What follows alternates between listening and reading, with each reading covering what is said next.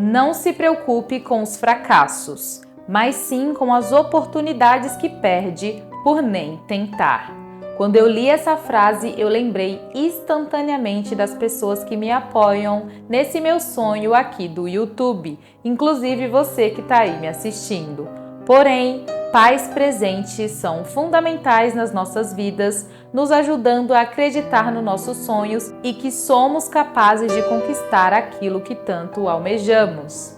Mas, pesquisando esse caso aqui para vocês, eu fui lembrada que às vezes, nem mesmo dessa forma, coisas ruins podem ser evitadas. Mesmo que acreditemos que para cometer atrocidades, precisamos vir de um lar destruído ou de uma infância roubada. Olá pessoal, meu nome é Ábia Beatriz, sejam todos muito bem-vindos aqui no meu canal.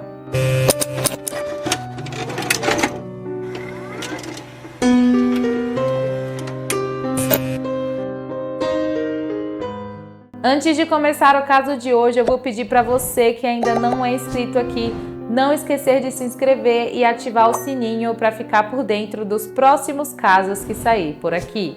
Também não esqueça de deixar o seu like nesse vídeo, isso ajuda demais o crescimento aqui do canal, porque o YouTube entende que o meu conteúdo está sendo interessante para você e até indica os meus vídeos para outros usuários, ok? Então, sem mais enrolar, vamos lá para o caso de hoje. Brenda Paul nasceu em Ohio no dia 19 de março de 1969 e desde muito cedo ela sempre demonstrou ser uma pessoa que gostava de cuidar de outras pessoas. Por isso, ela começou a trabalhar com crianças quando já tinha idade suficiente e depois decidiu cursar desenvolvimento infantil na universidade. Logo, ela já conseguiu seu diploma e passou a trabalhar em um hospital infantil chamado Akron's Children's, na cidade de Akron, ainda no estado de Ohio, onde ela continuou fazendo o que amava na ala de câncer infantil e doenças do sangue. A Brenda era uma mulher muito tranquila que exercia muitíssimo bem a sua profissão. Ela se colocava no lugar daquelas famílias e agia como faria se fosse um filho seu ali. As crianças que ela cuidava refletiam muito bem isso. Então, em pouco tempo, ela já passou a ser uma profissional e pessoa conhecida no seu ambiente de trabalho, que inclusive tinha criado um programa para oncologia com foco nessas crianças e adolescentes. Esse programa tinha atividades que ajudavam os familiares desses pacientes e os próprios pacientes a ficarem felizes com cada passo que foi dado na direção da melhora do quadro clínico. Assim, ela trabalhou no mesmo local por 28 anos, se tornando uma referência de pessoa e profissional dentro e fora do trabalho. No ano de 1995, a Brenda tinha conhecido o amor da sua vida, um homem chamado Steve, e os dois logo se apaixonaram e pouco tempo depois, cerca de um ano, se casaram e também, em pouco tempo depois, ela já ficou grávida do primeiro filho do casal, uma menininha chamada Sydney. Se passou mais um tempo e ela acabou ficando grávida pela segunda vez, agora de um menininho chamado Andrew. As coisas estavam indo muito bem, o casal de filhos crescia bem, já que a família não tinha qualquer tipo de problema financeiro, fora que o casal Brenda e Steve eram exemplares dentro de casa, então as crianças cresceram em um ambiente muito acolhedor e saudável. É dito que a Sydney, filha mais velha da Brenda, era uma garota exemplar, que se dava muito bem com todo mundo e sem qualquer tipo de esforço, ela cativava as pessoas ao seu redor. Ela foi uma jovem muito próxima dos pais, mas a sua mãe com certeza era sua melhor amiga. Elas conversavam por horas e até enviavam memes uma para outra nas redes sociais, deixando bem claro que o relacionamento delas era muito saudável. Ela também praticava esportes no colégio, o que é super comum lá fora, e também era muito boa nisso. justamente por esse seu histórico de notas e atividades impecáveis, ela conseguiu uma bolsa de estudos para a universidade. No ano de 2018, ela se forma no ensino médio e sem qualquer problema. A faculdade que ela ia estudar ficava a cerca de 1 hora de distância da cidade onde ela cresceu e por isso seria tranquilo manter um contato com os pais presencialmente. Assim, ela se despede e vai para sua nova vida, onde ela dividiria onde ia morar com a sua melhor amiga da escola, uma garota chamada Lauren. A Sydney estava amando essa nova fase dela e fez até muitas amizades e rápido, e até passou a fazer parte de uma irmandade que, gente, logo me veio à cabeça aquele filme Meninas Malvadas com a Lindsay Lohan, sabe? Ai, gente, não me julguem. Enfim, os estudos na universidade estavam a todo vapor e, como esperado, ela ia muito bem no primeiro semestre.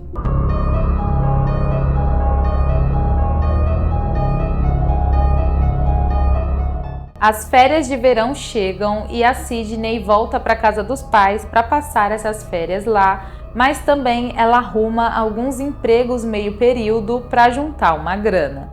O fato é que as coisas começam a ficar muito estranhas, porque lá nos Estados Unidos tem o portal do aluno, assim como no Brasil, com uma diferença que os pais também têm acesso a esse portal, onde mostra as aulas, as notas dos filhos e tudo mais. E eles fazem isso porque muitas e muitas vezes os pais que pagam essas universidades e até mesmo pagam aquele dormitório onde os filhos passam a viver lá dentro da faculdade. Então, eles tinham esse direito, digamos assim, de acessar o portal e verificar como estava indo a vida acadêmica do filho. E não só isso, eles também podiam conversar com coordenadores e até mesmo professores. Mas o Steve, ele tentou acessar esse portal da sua filha e a mensagem que apareceu no site é que ele não tinha mais acesso àquele local. Ele achou aquilo muito estranho e logo foi conversar com a Sydney, e o que ela respondeu foi que ela conversaria com a administração da faculdade para tentar resolver o problema. No dia 3 de março de 2020, meses depois desse ocorrido, o Steve continuava tentando entrar no portal para pagar as coisas ali da universidade da filha, mas mais uma vez ele não conseguia acessar. Então, já estressado e preocupado com aquela situação, ele decidiu por conta própria ligar para a administração da faculdade e entender o que estava acontecendo. Mas aí as coisas viram de cabeça para baixo, porque o que ele recebe como notícia é que a Sydney não estava mais matriculada na universidade. Ele ficou totalmente sem chão e não entendia o que eles estavam falando, até mesmo suspeitando que tinha acontecido algum erro ali de informações, mas a administração responde que existiam coisas que eles não poderiam falar para os pais dela sem a autorização dela. O Steve fica completamente chocado, ele não consegue entender por que a sua filha estaria mentindo por tanto tempo para toda a sua família. E assim ele fica perdido mesmo, tá, gente? Até pegar o telefone e usar um aplicativo que é aquele Buscar iPhone, que mostra onde cada um dos familiares estava, e ele consegue ver que a Sydney estava na casa dele. Então ele decide que ia conversar com a sua filha mais presencialmente e também junto com a Brenda, né? E antes de sair do trabalho, ele liga para sua esposa e conta toda aquela situação. Obviamente, como já esperado, a Brenda fica completamente arrasada e também querendo saber o que estava acontecendo com a sua filha, que era uma garota exemplar e de repente estava escondendo algo tão sério assim deles. Então eles combinam que os dois vão conversar com ela quando o expediente acabasse e eles retornassem para casa. O Steve desliga o telefone, mas uma angústia muito grande começa a tomar conta dele. E aí ele decide sair do escritório mais cedo, cerca de 11h30 da manhã, e ir para casa já adiantar o assunto com a sua filha. Mas para ela não saber que ele estava indo para lá, ele deixou o telefone no escritório. Quando chega em casa, ele já começa a confrontar a Sydney e ela desaba e começa a contar toda a verdade para ele. O fato é que ela tinha sido suspensa da universidade no final de 2019 e o motivo era porque as suas notas estavam muito baixas. Mas quando a suspensão acabasse, ela podia sim se rematricular e voltar a estudar de novo. Porém, gente, quando isso acontece, a universidade envia uma carta para o aluno e esse aluno tem que assinar essa carta, colocar a data e depois reenviar para a universidade, porque assim a faculdade tem certeza que aquele aluno vai voltar a estudar. Não se sabe o porquê, mas a Sydney recebeu a carta e não fez nada disso. Pelo contrário, ela ficava agindo como se nada tivesse acontecido, frequentando as aulas, participando de reuniões daquela irmandade que ela fazia parte e dormindo lá no dormitório da faculdade, mesmo sem pagar nada. É claro que os administradores chamaram ela para conversar e até falaram que se ela precisasse de ajuda para comunicar os pais dela sobre aquela situação, eles estariam lá para apoiá-la. Mas a resposta dela é surpreendente e ela revela para eles que os pais dela já estavam cientes de toda aquela situação. Eles só não tinham tirado ela ainda da faculdade porque eles estavam viajando, então ela não conseguia sair de imediato ali do dormitório. A faculdade até ficou assim com uma certa dó dela e deixou ela ficar mais alguns tempos ali no dormitório, mas pela terceira vez ela foi chamada para conversar e a desculpa que ela deu foi a mesma. Então eles viram que algo estava errado ali e disseram que ela precisava sair imediatamente da faculdade. A Sydney então fala para o seu pai que ela estava se sentindo perdida, que ela via todo mundo indo em direção aos seus sonhos e conquistando as coisas que queria, mas que ela sentia que ela era um baita de um fracasso. O pai dela entendeu esse ponto de vista da filha e tentou ali acalmá-la e dizer que ele e a sua mãe ajudariam ela a colocar a vida de volta nos trilhos e ser aquela garota exemplar e maravilhosa que eles conheciam. Bom, conversado com a Sydney, então, o Steve decide voltar para o trabalho e quando ele está no caminho, ele recebe uma mensagem de texto da Brenda, onde ela dizia que sairia mais cedo do trabalho para conversar com a sua filha e tentar entender toda aquela situação. Isso tudo por volta da 12h15. Então ela teve basicamente a mesma ideia que o Steve, com a diferença que ela contou isso para ele. Quando deu 12h45, o Steve manda uma mensagem de texto para Brenda perguntando como que tinha sido a conversa, como que elas tinham se resolvido, mas a partir desse momento ele não recebe mais nenhuma resposta. E exatos 10 minutos depois, um policial que era amigo do Steve ali na cidade liga para ele e pergunta se estava tudo bem na sua casa, porque ele tinha recebido a informação de que algumas viaturas estavam se deslocando para o endereço do Steve e da Brenda. É claro que assim que o Steve desliga o telefone, ele começa a ligar imediatamente para Brenda e também para sua filha, mas nenhuma das duas atende e ele vai já indo no caminho para casa e ligando diversas vezes, até que finalmente a Sydney atende o telefone, desesperada, gritando e dizendo que alguém tinha invadido a casa da família. É claro que o Steve fica completamente desesperado e vai o mais rápido possível até o local. Quando chega lá, a cena é caótica, tinha viaturas policiais e a Sydney estava sentada na porta de entrada ali da garagem, ela estava no chão mesmo, chorando muito e ficava falando pro pai que eles tinham entrado na casa. She's on the ground. Who is it? My mom! Someone broke in the back window. All right, hold on. What happened? What's going on? What's going on? We heard a bang. We heard a bang. And she told me to get out. And then I heard screaming. So I came back and she was on the ground. O fato é que, infelizmente, a Brenda Paul, com apenas 50 anos de idade, tinha perdido a sua vida. Para tentar entender algo da Sidney, que estava completamente histérica, os policiais decidem acalmá-la em um lugar mais tranquilo e assim que ela fica sob controle, ela começa a contar o que aconteceu segundo a versão dos fatos dela. Ela conta então que estava conversando com sua mãe sobre a faculdade e de repente um homem estranho entrou na casa armado. Em seguida, a mãe dela teria dito para ela correr e pedir por ajuda, mas um tempo depois ela voltou e encontrou a mãe no chão caída, já sem vida. O corpo da Brenda foi levado então para um hospital, onde o médico legista pôde afirmar que ela foi atingida por um objeto atrás da cabeça e depois foi golpeada por mais de 36 golpes com um objeto pontiagudo,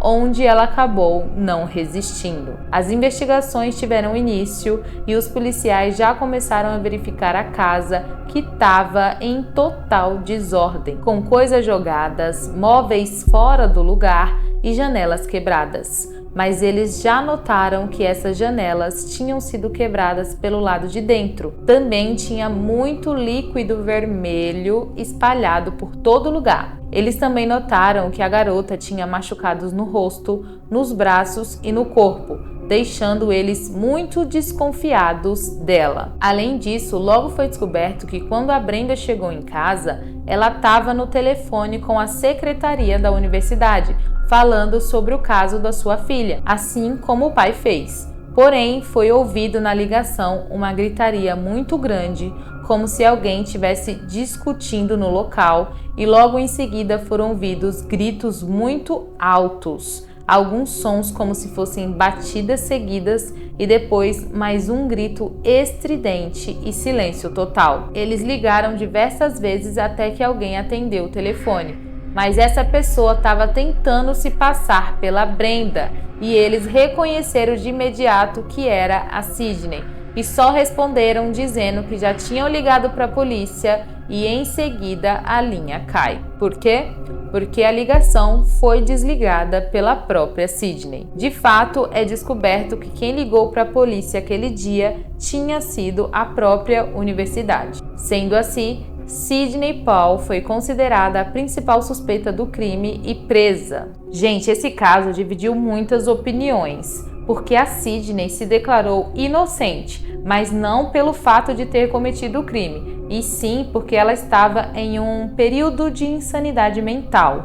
Os advogados dela chegaram a levar alguns psicólogos na audiência preliminar, onde eles disseram que sim, que a garota podia ter tido um episódio de esquizofrenia. Porém, os advogados de acusação levaram uma médica que disse que sintomas como esse começam a aparecer quando a pessoa tem apenas 11 anos de idade, o que seria muitíssimo raro ela ter esses surtos só a partir dos 20 e tantos anos. A família da Sidney apoiou ela e inclusive seu pai testemunhou dizendo que não entendia o que eles estavam fazendo ali, já que claramente a filha tinha tido um surto psicótico, que ele só queria manter a família unida e que a filha estava se medicando e por isso tinha voltado ao seu estado normal, sem apresentar perigo nenhum para a sociedade. Até a própria avó materna testemunhou a favor da neta. A colega de quarto da Sidney testemunhou, relatando que nunca tinha notado algo de errado com ela, que ela sempre pareceu uma pessoa muito normal e que inclusive estava com ela no dia anterior ao crime e que ela aparentava estar como todos os outros dias,